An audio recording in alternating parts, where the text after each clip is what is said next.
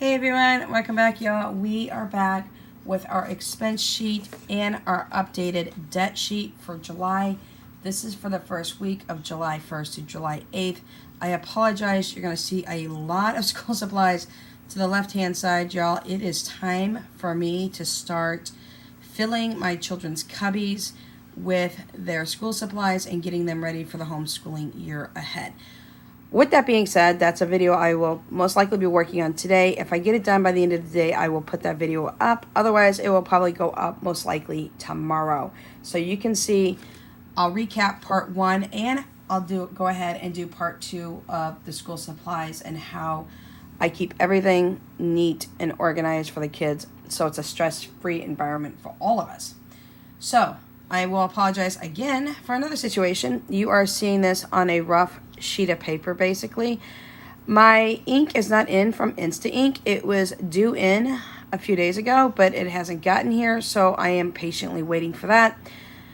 I had an ink cartridge from Walmart that I had put into my printer, and believe it or not, y'all, a full ink cartridge only gave me 75 pages. So I don't know if something's up with the ink from Walmart or if there is an issue going on and they're just not putting enough ink into those cartridges, and they're like $16 just for my black one.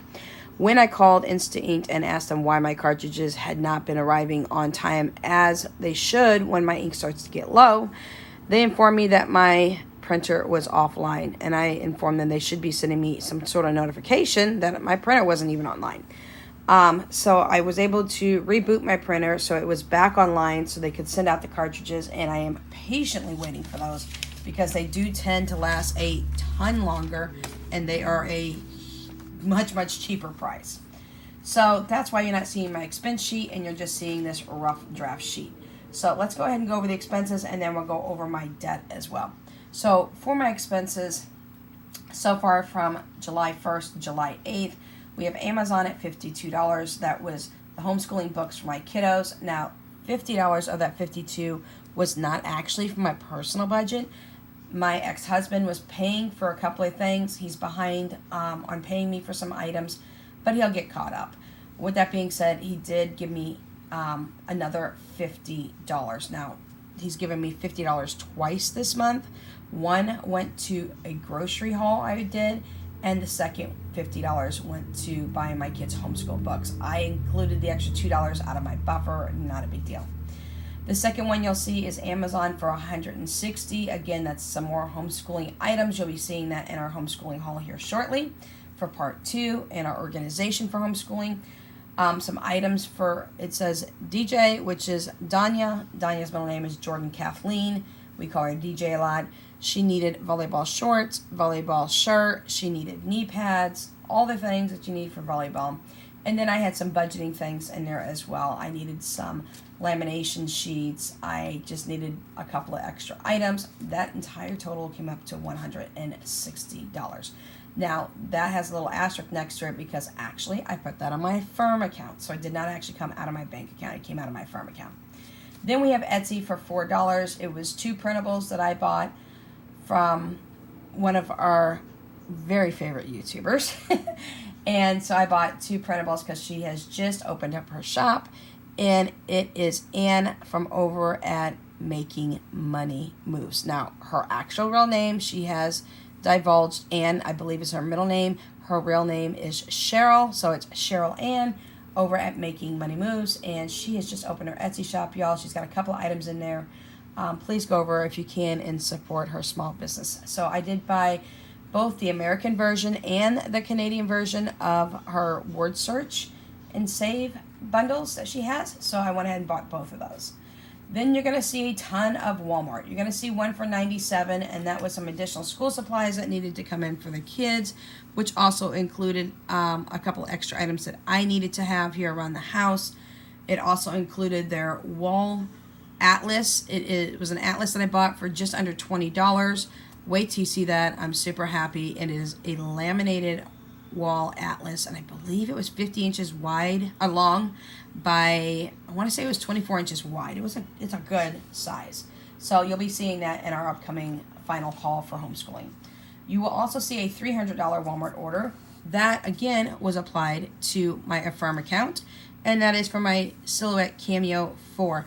Now, y'all, I had a hard time deciding whether I was going to do Silhouette or Cricut. I could not understand the difference between either one of them. They seem to be doing the exact same thing, to my understanding. If I'm wrong, please let me know, because I know there's a lot of you Cricut users out there that know so much. I am extraordinarily brand new to getting these type of items. I know that Jordan Budgets over on her channel has a Cameo 4. I've seen a lot of others have Cameos.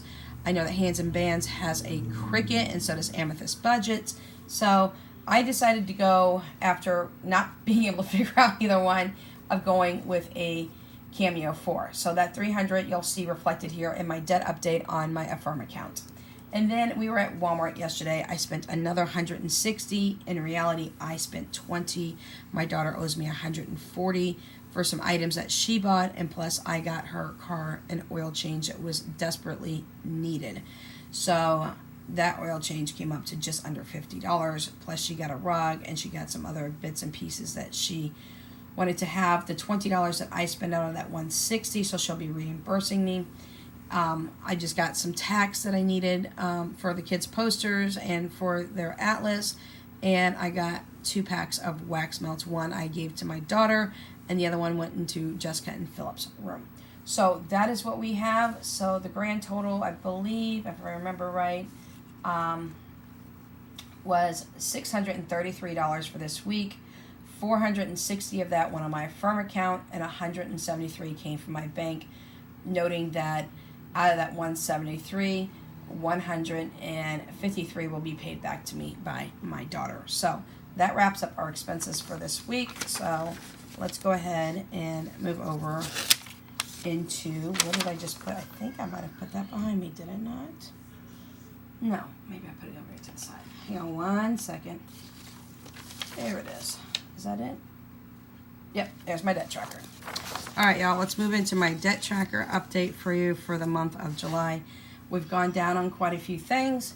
We were able to clear one of my debts, but we added more debt to my Affirm account, which I've told you in the past is going to be kind of a rotating system for a while as we're getting things that I need and or want in the house. So my phone, my iPhone and my son's iPhone is not a debt. It is being paid by Verizon because we got the phones for free. They give us a $20 credit every single month until our phones are paid off. I have the option to go ahead and pay it off early and upgrade, but if I do that, then I'm going to pay off the rest of the balance for Verizon. I would really like to upgrade my son's phone and get him another phone. The reason for that is I want to give that phone to Jessica. She has my old iPhone 8 that doesn't, the speaker doesn't work. You can hear everybody, you can record on it, but no one can hear you, which is kind of odd and unusual. And that was the reason for my upgrade. So let's go to mine first. I had $318 on my iPhone. Previously, I have an iPhone SE. I absolutely love mine. Unfortunately, I wasn't understanding how much apps take up when it comes to gig space. I wish I would have got a much larger gig phone, memory phone for that, and I did not. So now that I know that, in the future I will be upgrading significantly on the storage space. So mine was originally $318 from last month, and it has gone down by $20. I got a $20 credit, making my phone now $298 before it's paid off. Again, I'm going to most likely have Verizon pay this off for me. My son Philip has had $157 in June. His $20 credit rolled in. He's down to $137. Now, when this gets a little bit lower, I may choose to just snap and pay his off and upgrade it. That will mean that I'll pay off, something that Verizon won't. But if it gets low enough, I think I might just do that and upgrade him and give Jessica his phone, because his phone is absolutely fine. Then you're going to see my daughter's account, which is Danya. Hers is a debt, y'all, because I did just upgrade her in April. And with that being said, I bought her the Samsung Galaxy phone. I think it's an FE 21 or 22 FE. That was a significantly heavy duty priced phone. It is 256 gigabytes. It's the max out for her. Her last statement was $765. I have 100% free and clear from any interest at all. I'm paying $20 a month. She's down to $745. So that one is a debt because that was an upgrade from her old Galaxy A10e, which I have currently in my drawer. I'm thinking about just wiping it clean and maybe just selling it or something like that, or giving it to her as a backup phone for whatever. But anyway, she's got a lot of memory storage on hers.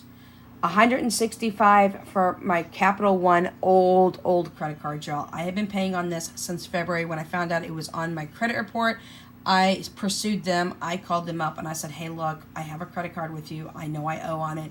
I need to start making payments. Let's make a deal. I could not pay it off in one lump sum, so I didn't get that big of a discount. But I've been paying, at the end of February, I paid $50 to start it out. And then from there, March, April, May, and June, I paid $100 a month. This month was my last month. It was only supposed to be $100 and then $65 in August. I decided to pay off the whole $165. So that Capital One credit card was shut down a long time ago. I did not even know it was on my credit report until I pulled my report and started looking at it. It is now gone, dusted, and will be removed off my credit report here momentarily. The last one has gone up. I was down to about the $400 or $500 range on my Affirm account. And just to give you a little more understanding of Affirm here in a minute, I will tell you something else that I learned. It is now at $1,165. I made a $100 payment, making it $1,065. Now, my APR, my interest rate, whatever you want to call it, is very significantly very low. For instance, I am paying on my son's Oculus headset that I bought him, and that was a $475 purchase, but I'm paying it, I could choose to pay it over 3, 6, or 12 months. Okay, with that being said, with those options that come up, I chose 12 months. I'm paying $35 a month for an entire year to pay it off. My interest on that entire year, not per month, on the entire year was only $65 for the entire year of that loan. Now, I can choose to pay it off if I want, and handy dandy, I may do so. But I did ended up getting my Affirm account raised on top of it because I have very good payments. I pay not only on time, I pay a couple of days ahead of time, and sometimes I even pay 2 weeks ahead of time depending on where that account is sitting. Now, with Affirm, they allow you to do a couple of things. You can shop in a whole bunch of different stores, and you can choose to buy now, pay later is basically what it is. You can choose when it pops up and you're approved for it, the amount that you're trying to get from whatever store. If you go to the Affirm app, they'll show you a whole bunch of stores. You got Lowe's, you got Home Depot, you got Amazon, you got Walmart, you got a slew of stores. With that being said, if you get approved for it, they'll give you a credit limit, and you can do it that way. You can shop online and have it delivered to your house. You may have to make a payment before the amount starts. For example, if you're approved for, let's say, a $500 purchase, you go and make a $500 purchase through Home Depot or whatnot online, and it pops up, yes, you're approved for it. You can do the loan for 3, 6, or 9 months. You get to pick how much you want to pay. 3 months, you pay more. Obviously, at 12 months, they break it down into 12 littler payments. But you can always pay it off early. You can pay off more than you want to, that kind of deal. But you may have to make a payment before your loan starts. For example, like I said, the $500 for Home Depot, they may say you have to put $160 down. The remaining balance is going to be spread over either 3, 6, or 9 months as you choose. So you've got that option. Or you have an option where you can get a virtual card. And depending on how much you want to spend, the minimum is $100 on that card. You go ahead and say you have a $300 card limit. So you go in there into your Affirm account, you hit virtual card, you tell them how much you want to spend, and you don't have to spend the whole $300. Say you want to spend the whole $300 and you want to do it. They will give you a virtual card that lasts for 24 hours. It will pop on the screen for you. In there, it'll give you the card number, the expiration date, and all of that in the CVC code. You just write all that down, make sure you have it or have a screenshot of it, and then go to the site that you want to shop on and put in all that information. And then again, 3, 6, and 9 will pop up if you're approved, and if you need to pay for it, a small amount, you can. You can also do this, believe it or not, for Instacart for groceries. So say you wanted to pay $300 for groceries, you pop that in there. It gives you the card numbers and all that you need to do to put in a quote-unquote new credit card payment. You add all that information in, and it'll pop up 3, 6, or 9 months after you pay for whatever you want. Say you want to pay $300 to Instacart and you go to shop at Sam's Club online. Then you can do that, and with that, you can also, it'll pop up whether you need to pay. You may need to pay $91 up front and then pay the rest through the months that you choose. Whatever money you don't spend off of that $300 will just bounce back to you here in a couple of weeks after the other side, like Instacart, confirms your purchases and processes it through. Affirm will process that as well. And say you spent $250, they'll bounce back $50 back into your Affirm account.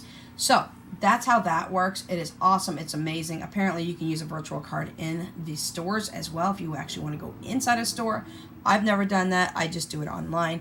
But I do know if you want to do a buy now, pay later, the best option is Affirm. And the reason for this, y'all, you can go through so many stores and the interest is so ridiculous low. It's not like a buy now, pay here for like errand sales and rental, like a furniture store or anything like that, where you get massive amount of interest put onto you after a certain amount of time if you don't pay it off, yada, yada, yada. They also report to your credit, so it does help with your credit as well. So that's what we have for you today, y'all. If you have any questions, please leave them in the comment section down below. We will be back in another video here shortly with our school hauling video and how I keep everything neat and organized. I do buy the little cubicle systems through Walmart. I've got a 9-shelf cubby system for the kids, strictly for homeschooling and projects for them and their homeschooling, and that helps us keep everything neat and organized in little bitty sections. So we'll be seeing that video here shortly. I'm going to be working on it throughout the day. Kids are just now starting to get up. It's time for breakfast. Literally for me, it's almost time for lunch. But it is what it is. All right, y'all. Stay safe. We'll catch you in the next video. Without Limits Budgets is out.